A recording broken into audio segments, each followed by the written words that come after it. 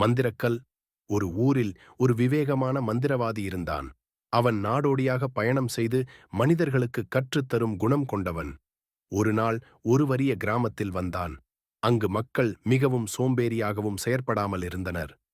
மந்திரவாதி அனைவரையும் அழைத்து, நான் உங்களுக்கு ஒரு மந்திரக்கல்லை கொடுக்கிறேன்.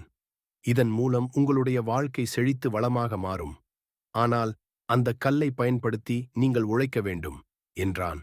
அந்த கல்லை ஒருவருக்கு கொடுத்து, இதன் மீது நீங்கள் உழைப்பின் அங்கீகாரமாக ஒரு விதை வையுங்கள். அதிலிருந்து செழிப்பு வரும் என்றான். மக்கள் சுயமுயற்சியுடன் உழைக்கத் தொடங்கினர். அவர்கள் ஒவ்வொருவரும் கல்லை பயன்படுத்தி தங்கள் நிலங்களில் விதைகள் நாட்ட அந்த கல்லின் சக்தி மூலம் விளைச்சல் முத்திரையாயிற்று. மக்கள் எளிய மந்திரக் கல்லில் இருந்து உழைப்பின் அர்த்தத்தை புரிந்து கொண்டு சுயமாக முயற்சிக்க ஆரம்பித்தனர். கற்றுக்கொள்வது. கையாளும் கருவியை விட உழைப்பு மகிழ்ச்சியையும் செழிப்பையும் கொண்டு வரும். உழைப்பே உண்மையான மந்திரம்.